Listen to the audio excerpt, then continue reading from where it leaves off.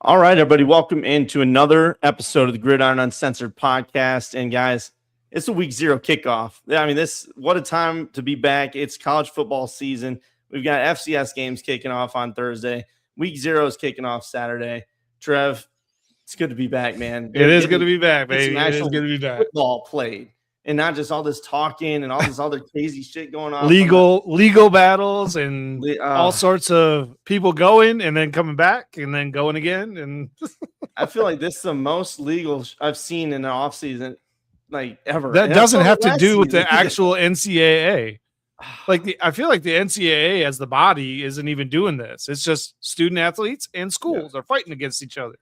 And the NCAA is also here, just kind of like, I mean, we're just kind of here. We set rules, and you guys, said we're going to take you to court for them. So we're kind of done with that, I guess. Do whatever I don't know. But yeah, so I mean, we got a good show tonight. We're going to talk about some of that legal stuff, and that's why Lane Kiffin was on the main image there. If you loaded in and saw that, going to talk about that. Talk about our playoff pictures, pick 'em, and bets. And Trev, for the listeners too. Those of you that listen on X, we don't have anybody in right now, but eventually we will. Generally speaking, at least it was like this last year, X doesn't allow you. Well, we don't get to see your we don't get to see your comments like you would on any other platform. So if you want to start commenting, you can try it on X, and if it doesn't work or if we don't see it, switch over to Facebook or YouTube, and we will get it. We'll get it started for you, and we will comment on that. I don't know where Brendan went. Brendan disappeared on me. It's great times on the live show. This is fantastic. But we do have a good show for you. We're going to talk about a little bit of Lane Kiffin action and all the crazy madness that is. Hey, welcome back. I don't know what happened, but what? I'm in I'm doing all of a sudden I'm giving a little 411, and all of a sudden it's turned into a monologue of all things. Monologuing. My bad, man. I have no idea call what me happened. monologuing, man. I'm just sitting here like, all right, and then it's just gone. So. Yeah. And now my ugly mug is right there in the middle of the screen. Like, okay, you're beautiful. Don't let them lie to you. But either way, yeah. Thank you, Trevor, for covering down. I don't know again what happened, but if you want, join in the conversation. Trevor's already hit all that out of the park. So we're gonna talk about first. Lane Kiffin.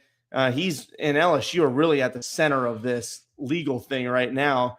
Because a couple months ago, before the NFL draft, right when the period where players in the 22 class of recruiting had to make it the final decision. Well, am I going to enter for the draft or am I going to graduate effectively, or whatever? Go back to it for another year or whatever the case. Well, a lot of these guys were running out of eligibility, so they hey, I got to go get a job, or I'm going to try to go declare for the NFL. And so many of them were waiting, and because we knew it was coming down the pike, this 5-for-5 thing that the NCAA, you have 5 years to play 5 seasons of football. They were waiting on it. It's coming down the pike. And then a month after they had to declare, maybe 2 months, the NCAA passes this rule. So now all these players are like, okay, well, that kind of sucks. We could have had that 5th year. But they went off. They did their thing with the NFL. They tried. They were undrafted free agents. Some were drafted late round. Some just did not make the cut. And now they're like, well, fuck, we got 5-for-5. Let me try to come back. And so at first everybody's like, well, hold on now. No, you've played in the NFL. There are no coming back to college. Like, that's not fair. It's wrong. It's BS. But they're like, well, I mean, we got screwed on this deal. We're undrafted free agents. Some of us, like, we're just trying to play ball for another year, Trev. Yeah. But LSU and Lane Kiffin, they're like, hey, hold on, we need a little help. You thought the old Miss LSU mess was a crazy madness? Yeah. No, hold my beer. Hold my beer. I mean, we got this. It really is. Just Kiffin's way of doing things. What would the offseason be like without Lane Kiffin, though? That's true. We should be thankful for Lane for giving us such a wonderful amount of content each year. But it's just one of those things that, for me, when I looked at it, Trevor, I don't mind it for this 1 year thing. Like, I think that the 22 entry class, this year's draft selectees, I do think they got screwed. They didn't make the final roster. It's not like they've been playing for 2 years in the NFL, and then they're like, well, you know what, I'm going to come back and try to holler at college for one more year. No, these guys just graduated not too long ago. They went to training camps. Some of them didn't make the cut. Most of them didn't. Mm-hmm. A couple have played in preseason games. But to me, it's like, it's a 1 year thing. I don't care, but a lot of people are very up in arms about it. Like, no, you've put on an NFL jersey, you're done. It's unacceptable. And I can get it. I understand that point of view, but I take that back. I guess I don't understand that point of view, because these guys aren't making a roster. That means they aren't going to be able to make a living. Well, at least make a living playing football. Sure. So why not allow them to finish out their last year of eligibility and to finish the degree out? Granted, it's retroactive, like eligibility. I get that. It was within a month or two span. But to me, that's one of those things. I'm not going to trip out about it. I understand what people think it could be a slippery slope. Well, if you let them do it now, then, NFL players that have played for a year and then they get cut next year are going to try to come back for another. I don't think so. One, because now they've known that it's been a rule for a while. You have 5 years of eligibility. You've played. You've entered your name in the ring. To join the NFL. You forfeit that. These guys did not have that option, so that's kind of why I don't mind it. But I do get why some people are worried about slippery slope shit, because I get that this shit happens everywhere in the world. You give an inch, take a mile. Exactly. I do see a few X people in there. So if you didn't catch it earlier, I just want to let you know, if you do want to make comments on the show, that's cool. We definitely welcome it. But we are at this point pretty sure that we are not going to be able to see your comments. So if you do want to make some comments, just switch on over to YouTube and or Facebook and find us. Throw some comments, thoughts on the topics, on Lane Kiffin and the madness with the Lane Kiffin NFL stuff, and anything else that we're talking about tonight. Yeah, I don't understand why we can't see comments from X. That doesn't make any sense to me with, whatever. But again, YouTube's huge for us. That would be a great help. If you can sub us, we're getting close to the 400 mark. So anything like that helps. And then we can see your comments and we can chat about, what we're having this discussion on. So again, for me, I don't mind it, but I'm also not freaking out about it either way. All these conferences right now, Big Ten, SEC, ACC, and the Big 12 are having meetings this week. Sun Belt, they're all like, hey, no, we're passing bylaws right now for our conferences. You cannot accept any player from the NFL. Doesn't matter, if it's preseason or what. and people probably expect me, well, why now I get up in arms about that because I support, the 22. But no, I just don't care. Like, good for them. I'm proud of them coming together. At least they're joining together on something. Just like the Sorsby thing. Everybody first time together, for anything, Trevor. I suppose. First time for anything. Well, it's like you say, Sorsby. Everybody's like piling on. No, hell no, Texas Tech. Screw you. We're not dealing with that. So it's the same. That thing was here. the funniest and best thing I've seen in a long time in college football. It was wonderful, and now it's kind of the same way against Lane Kiffin and LSU. Like, hey, LSU, go fuck yourself. SEC's Lane Kiffin even told the ACC, he was like, well, I can do anything I want to. You guys are supporting other things. Why can't I do this? SEC was like, no, actually, we have the ability now to suspend you for like 50% of the season. We can, do all these different things to you. So I'm cool with it. I'm just sit back and watch the show. We got this cinema going on over here, and then we got college football coming Saturday. And then you got Monken talking crap about Lane Kiffin, saying, "Oh, he called. I have no idea why Lane Kiffin called me." And then Lane Kiffin's like, "I don't know. I guess somebody called him pretending to be me." I'm like, "Listen, guy, you're the worst liar. You're the worst liar out of everyone." Hey, but like you said, he's entertaining. I guess I don't know. He is. I mean, so the spray on tan does him real well. Well, guys, that's the lead off on the show today. Let us know again what you think about Kiffin, NFL, this LSU drama that's going on. Are the conferences right for doing what they're doing and trying to lock this down? Trev, let's talk some football. Kickoff's coming, and again, this is a kickoff special. So we've got the playoffs, predictions coming up, and then we're going to get into these games for week 0.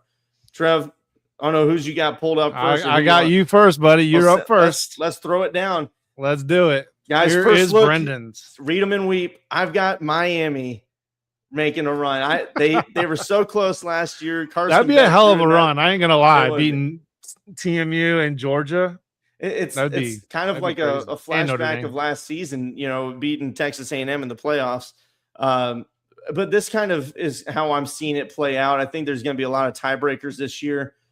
For seeding, especially in the conference races, like Texas A&M, I have them playing in the SEC championship game and losing to Georgia, but that would give them a third loss. So that's why I have them at 10, while Texas and Bama are just kind of sitting there with 2 losses in my mind.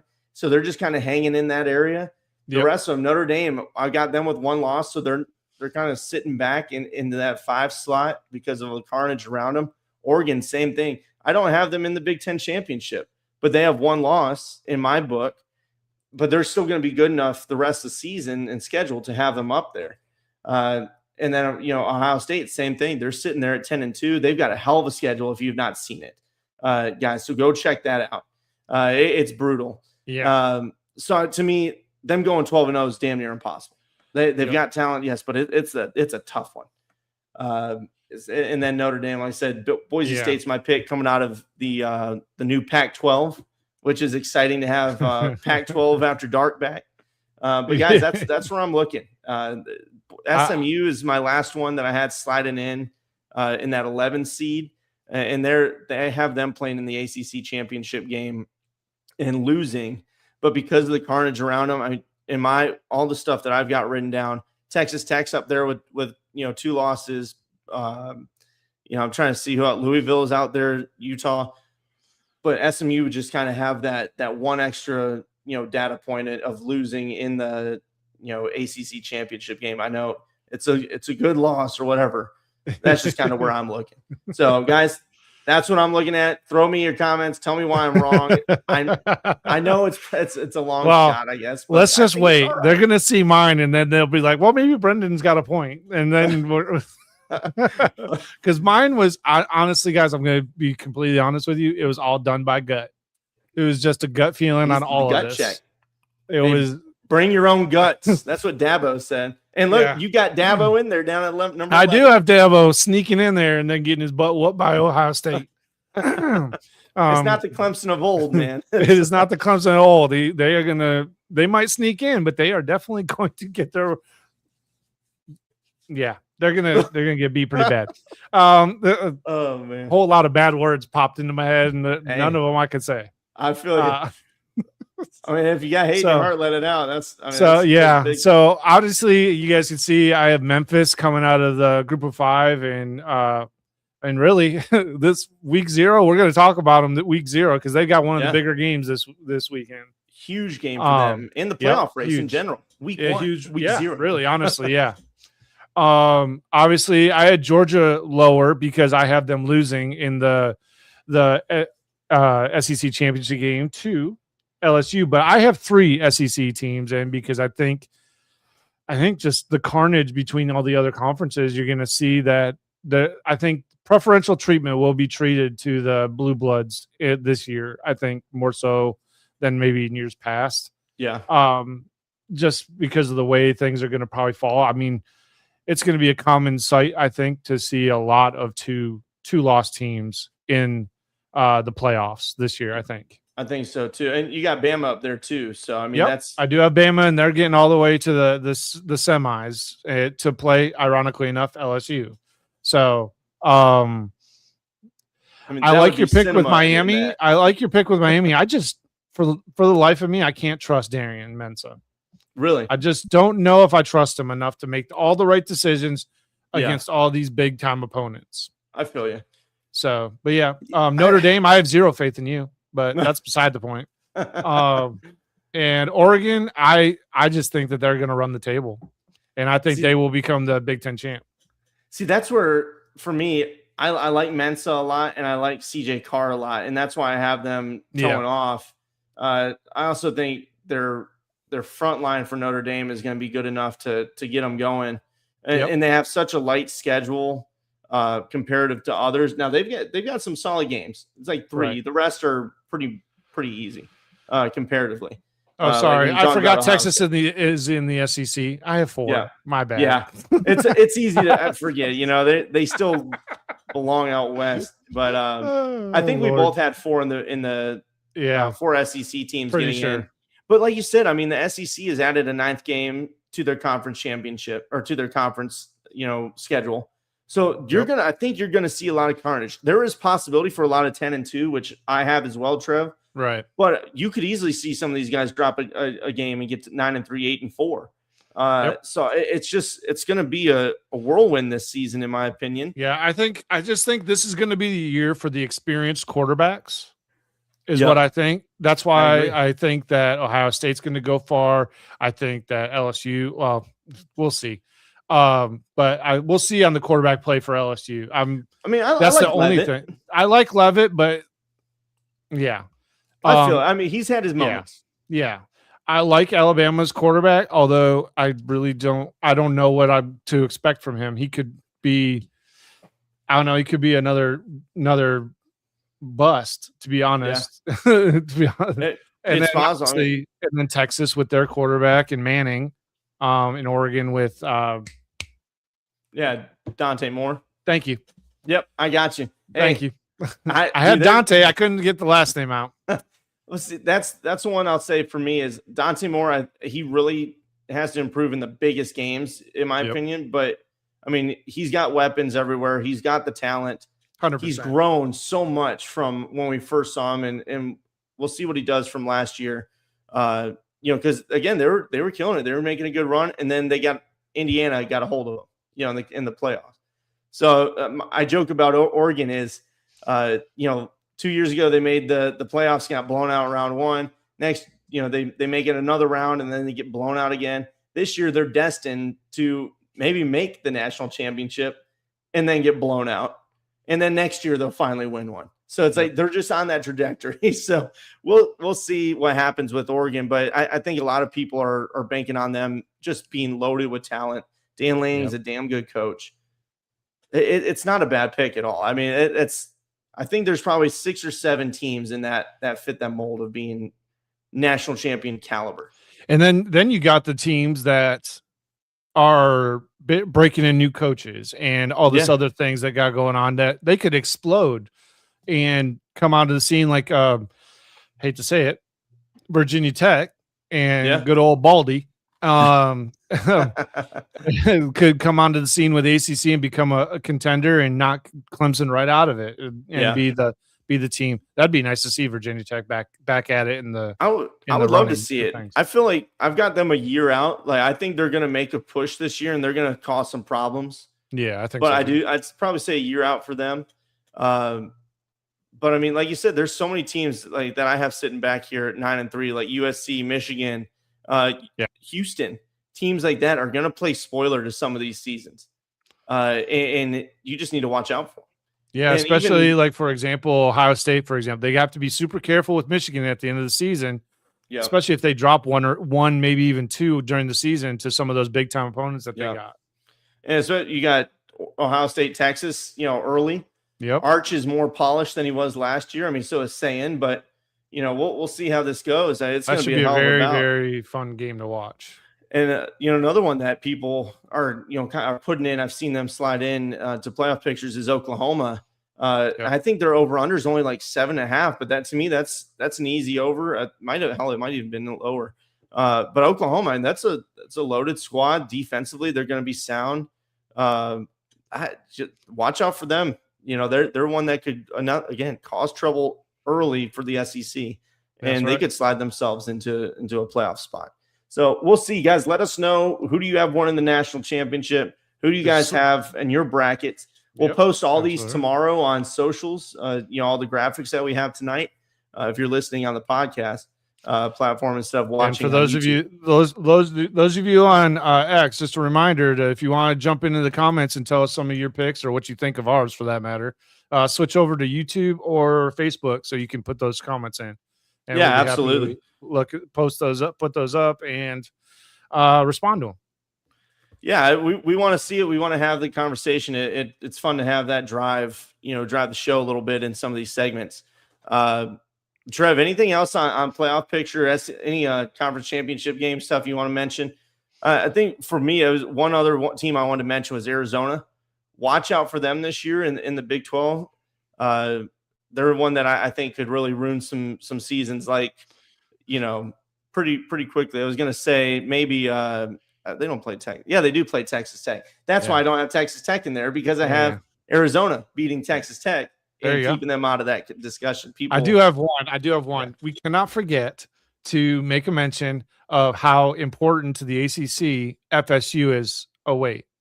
No. God dang it, Trev. You didn't have to do it.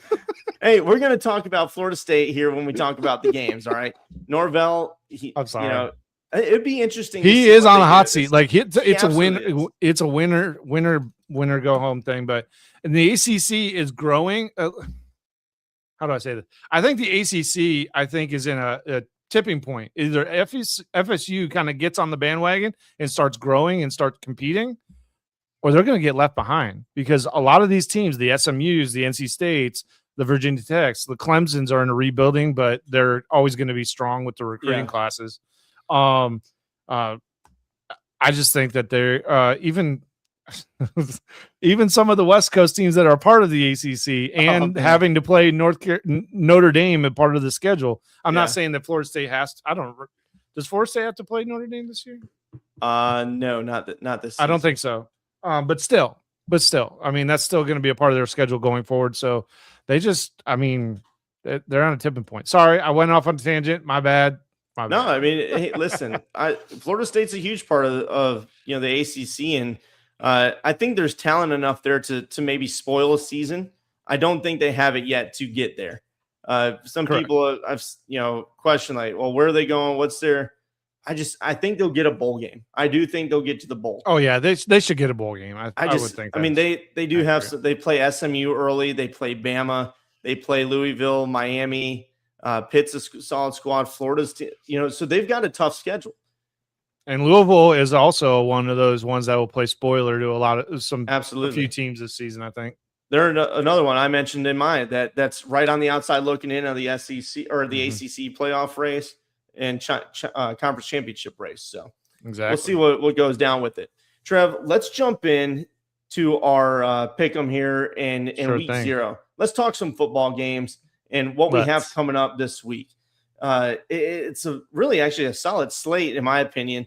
You got the kickoff game in Ireland with UNC versus TCU. How they select these teams to go overseas, I don't know. But I mean, you got Bill Belichick going overseas. How can they not win, Trevor?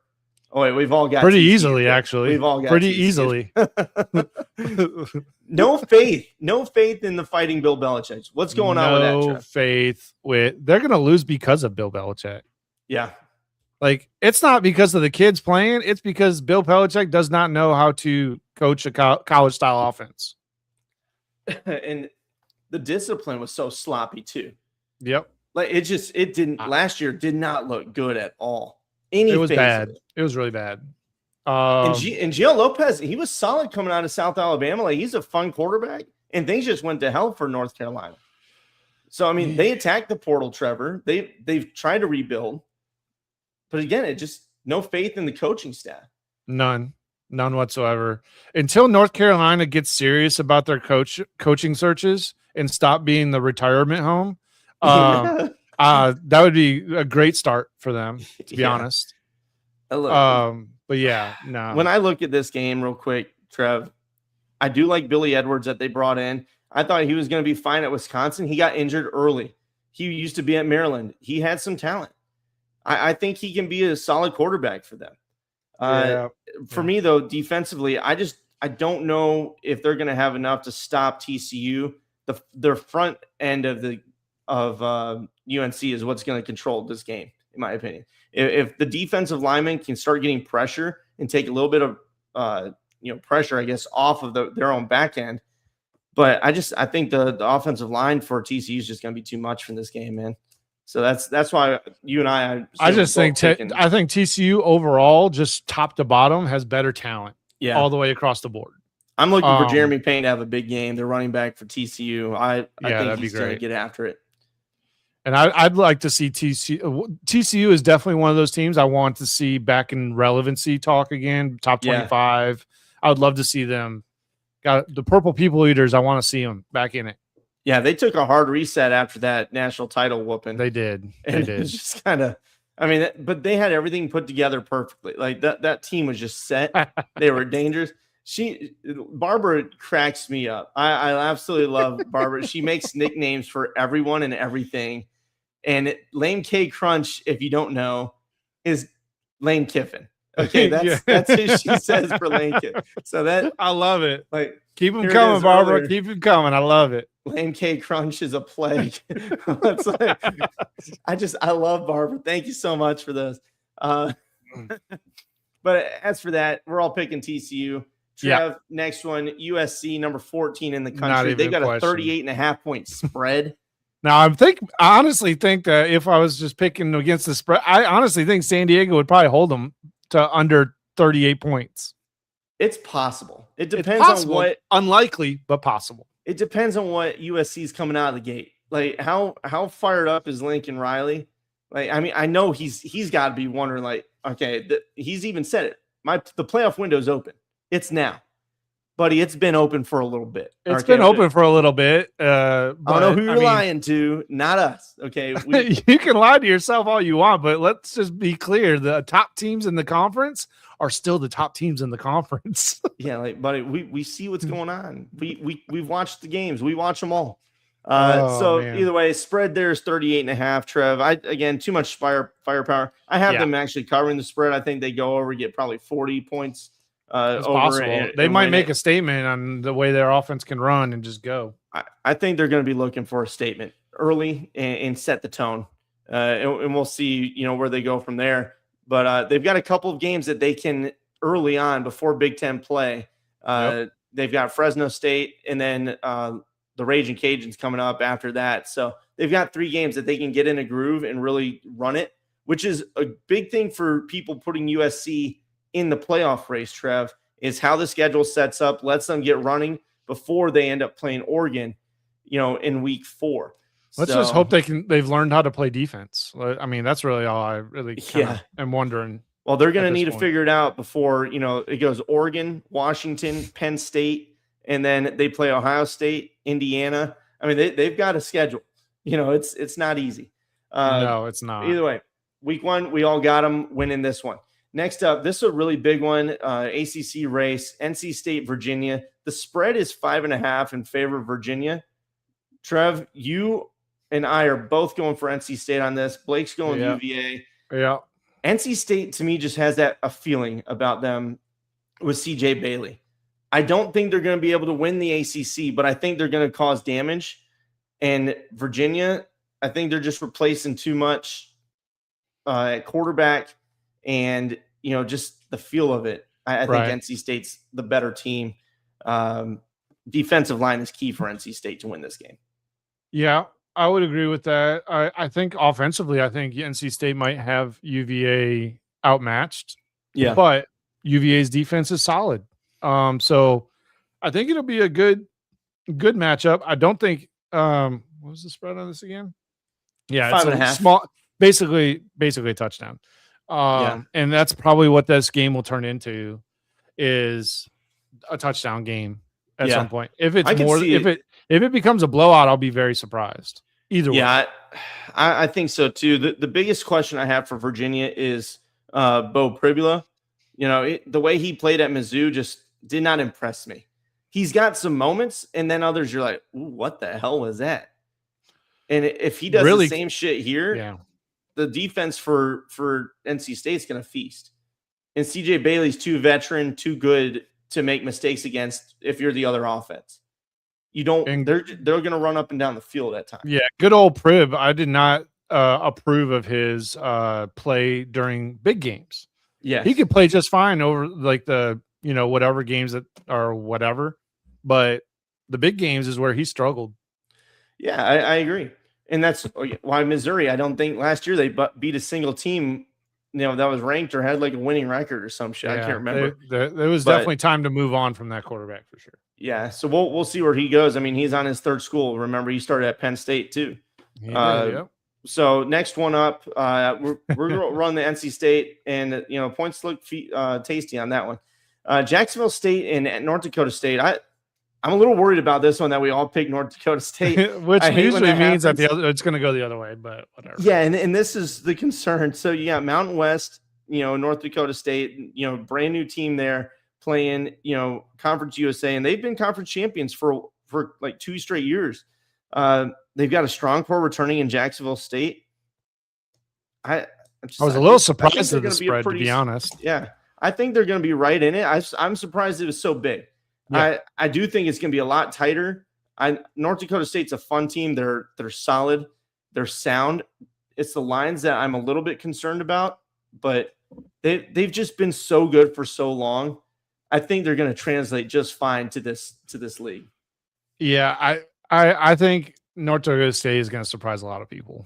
Yeah. I think they will probably come out of that conference at least. I have a prediction that I think they'll be in the championship game. I don't know if they'll win it, but I think they'll be in it for sure. It's definitely possible. I mean, with the Mountain West changing so much, Boise and them moving on, but then you got, teams like Hawaii and, UNLV and all these that are still, tough opponents. It's going to be interesting, but I do think North Dakota State can be right in that mix early. Absolutely. They've got the core to be that. Mm-hmm. So that's why, I picked this team. I think it's going to be an upset. In my mind, it's an upset. I know there's points are in favor of North Dakota State, but Jacksonville State should be like, hey, come on now. We've been in the FBS here for a minute. Nobody. We've been conference champions. We are disrespected. What the hell's going on? So in my mind, I'm taking that as like an upset of, hey, we're new dogs on the street. Yeah, we're here to show you what's up. Exactly. But that's kind of where I'm at. Next one, a newcomer, Sac State, Sacramento State. For you that don't know or don't recognize the logo, they're coming into the MAC from California. It's crazy, but that's the state of the country in college football. They're playing Eastern. Eastern's got a 9.5-point spread. Trev, I think Eastern's just going to be too good on this one. I think Sacramento State. I think the gray field is going to get to them. Yeah, it screws me up anytime I play it on the game, But I don't think that their lines are built yet compared to like North Dakota State, how they've kind of built. They've been in preparation of, they hit the portal well. They do all these things. Mm-hmm. Sac State, I don't think they're really prepared for that. And then the portal closed, and then they got their invite to join. So they're like, shit, we got to jump on it now. So that's kind of where I'm at on this one. I think Noah Kim for Eastern is going to do just fine and lead them to a victory. Yeah, I think we all have EMU on. I was going to say we all got the fighting emus, right? Yep. All right, next up, Hawaii, Stanford, 4-point favorites for Stanford. Blake and I are going with the upset sitting here. Oh man, Hawaii. I just went with the home team on this one because I mean, I could see it going either way. To be honest with you, it's been close in the past. It's come down to last play. You remember that one? We stayed the Hawaii test. It was a late night game in Hawaii. My gosh, I'm trying. Was that late. 2 years ago? I can't remember. It might have been last year, but it was late. We watched a lot of football last year too. Yeah, I think it was 2 years ago though. Yeah, and it was like a late night game. We're all up. It's like 1 a.m. and in Hawaii throws a pick like right at the end of the game to lose it. But this is one of those that I think it's going to come right down to the wire. What I'm seeing though, Hawaii wise, I think Alejado is the game changer on offense, that he can make those plays even against a more superior talented defense. I think he can make them hurt. And then on the flip side of it for Stanford, look who their quarterback is. You'll remember him. It's Davis Warren, the fucking Buckeye and Bama Slayer, baby. Bama Slayer. Heck yeah, dude. I mean, look, when he wasn't trying to beat JJ McCarthy, he actually played decently. When he played at Michigan before the injury, he made some solid reads towards the end of the game, at the end of the season. Smart throws, good decisions, threw the ball away when he needed to. He wasn't going to go out and just beat anybody, but he made decent enough decisions. He is a solid game manager, and there's nothing wrong with that. Yeah. When he stopped trying to play hero ball, it was okay. It was fine. Which is better than most Stanford quarterbacks. Yeah. So we're going to see what happens with this. I mean, I don't know. I feel like the recipe is there for an upset alert. Yeah. So that's why I'm running with Hawaii on that one. But then Stanford, I mean, they were kind of on the up and up at the end of last year. Remember that thing they beat Cal, and Cal was like, "Oh, what the hell just happened?" Nobody was expecting it. So that's something. What are they building out there? What are they building off of? Right. Next one up, Trev. We'll talk about your favorite team, Florida State. They got a 31.5-point spread. They're playing New Mexico State, as they should. I mean, this should be an ass whooping. It absolutely should. However, like you mentioned though, Norvell's on the hot seat. There's no ifs, ands, or buts about it. His seat is hot. Yeah. This is year 7. They've got to get rolling, and this is the perfect time to set a standard and a tone in this game. You better go out and beat them by 40-something plus. If you want to silence people, I don't think it's necessarily going to happen. I can see a 35, point win, maybe max. But I want to see you go out there and just throw this thing around, beat the shit out of them.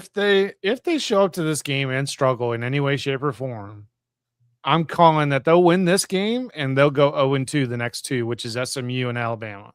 Yeah. I fully expect that to happen. Yeah, I mean, they're at Alabama on the 19th. So yeah. Well, I mean, this is something I don't think Alabama's necessarily going to underestimate them, maybe like they did last year. No, they're gonna try and roll them, is what they're gonna do. Yeah, they're gonna roll tide roll right over top of them. But Florida State, it's just one of those things. They've got talent. They've redone their defense. I think there's guys up front that can handle the schedule.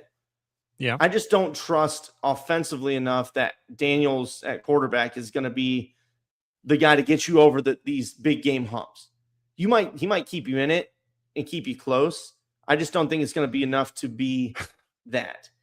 They'll win this game, but after that, they'd have 2 straight struggle games. They're tough. Not necessarily saying they're losing right out the gate, because I mean, we saw, they saw him beat Bama last year, and Bama's got a new quarterback, everything. Exactly. It'll just be interesting to see. But now, wide receiver wise, though, I really like Florida State's wide receiver room.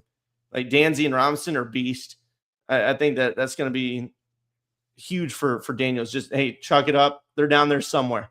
At least he can see compared to Tommy Castellanos. So we'll see what happens with Florida State moving down the line. But I think we all picked Florida State here to get an easy win. Exactly. And then the last game, Trev, this one is really huge that we mentioned. One for, the group of 6 race in general, but playoff race. Playoff race, really, yeah. Especially for my bracket. UNLV, Trev, has another former Michigan quarterback, and it's the orgy in the end zone. He's there.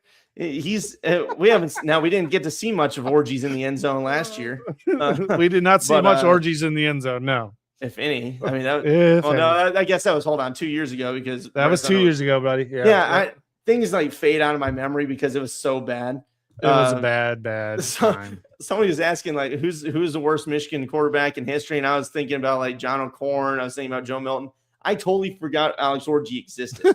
That's how I blew this thing out of my mind. But either way, he's there. I didn't even consider him the full-time quarterback. I thought he was just a gimmick quarterback at the time. Yeah, but basically, which is really what he was, honestly. But we're just wondering how would he develop as a passer? And there's times you see it in practice, like, oh, he throws a money ball, and you're like, oh shit, okay. But then it's like in-game action, it just kind of panics. And so he this year, see it. He doesn't. See it. UNLV's thrown out. Hey, we're gonna play Orgy. We're also gonna play Jackson Arnold. We're gonna see who wins this thing. This is a hell of a game to try it out. And Jackson Arnold's been a flop too, as far as I'm concerned. Oh, he makes the worst decisions, in my opinion. So I mean, he does not have good decision making. UNLV's got the points here, guys, with 5.5. But Memphis, Memphis has the solid gameplay that Memphis for the last, I don't know, Brendan, what would you say? Last 3-4 years have been just a solid team. Yeah. Every year they're good. You can basically count them in to have like 9-3, 10-2 10-2 seasons, basically. Yeah. I mean, they're right there in the contention. They lost their head coaching staff to Arkansas, but then went in and got Coach Huff, who I think is really impressive coming up from Southern Miss. He brought a lot of good talent with him to Memphis. I think it's a good fit.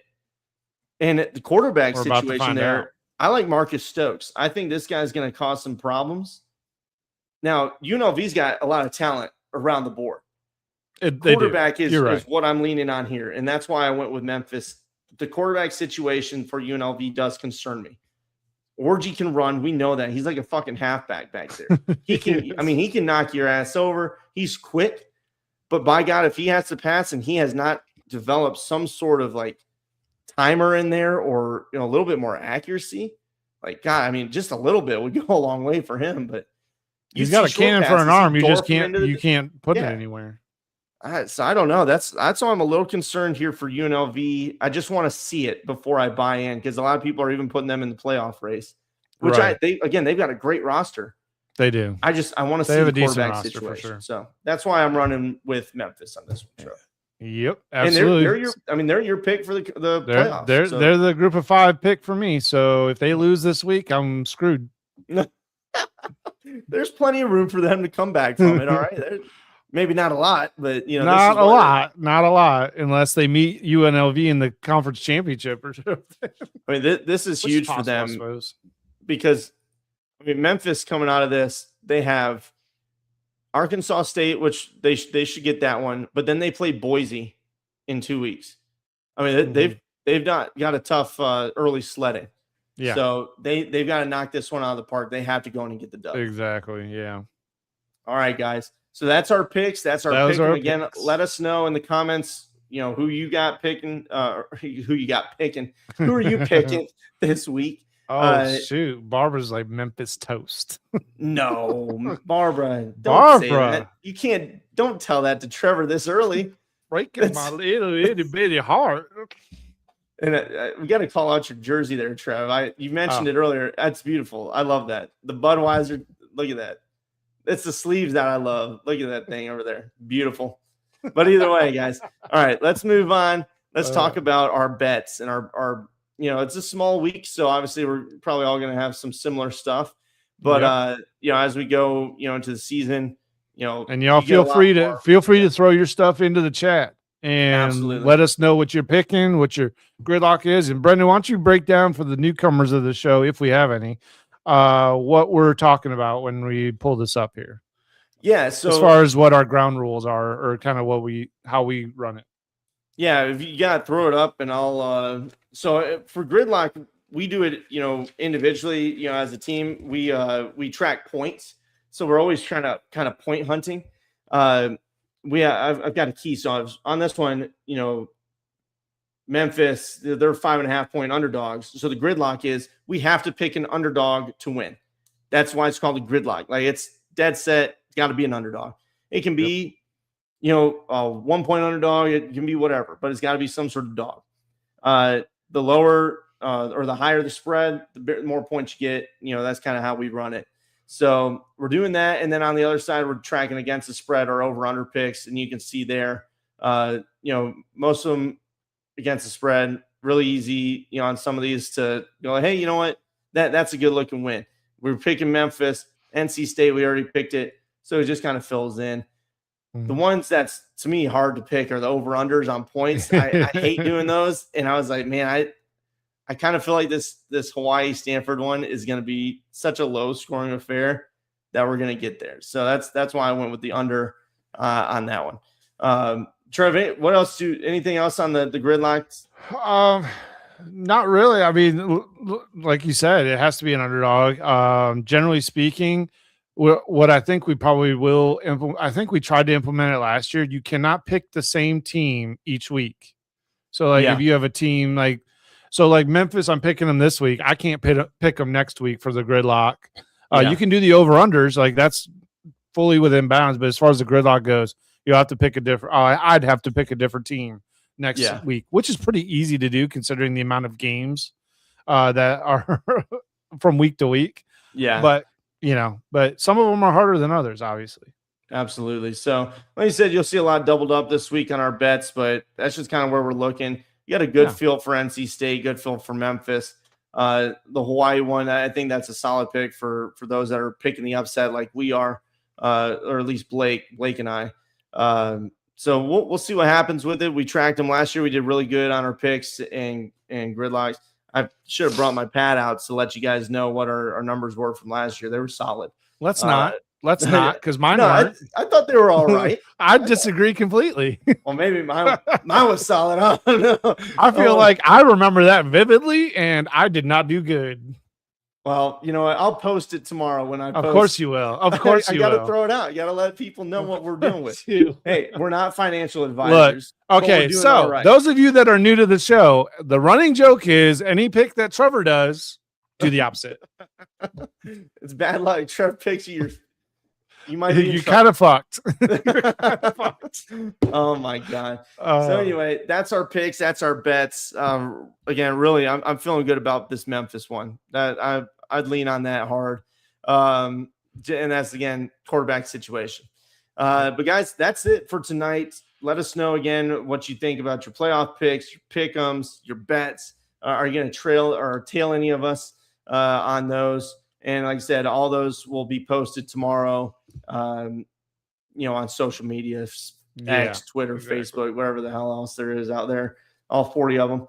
But it's kickoff time, baby. I'm ready. It's kickoff time. Absolutely. I've got the food ordered already. I'm the buffalo chicken dip. We're making all of it. It's coming. You're doing it all, huh? Oh, I know it's week 0. Some people don't celebrate, but are you kidding me? Okay. Yeah. I do. Heck yeah. It's awesome. Don't let them tell you otherwise. This is a solid slate, people. Trev. Heck yeah, man. So hey, everybody, you know where to follow us. You know where to find us. Put some questions out to us. What you want us to talk about in next week's show. From now on, we'll be doing just basically one show a week, probably around Wednesday, maybe worst case Thursday, doing this live show every night around 8 p.m.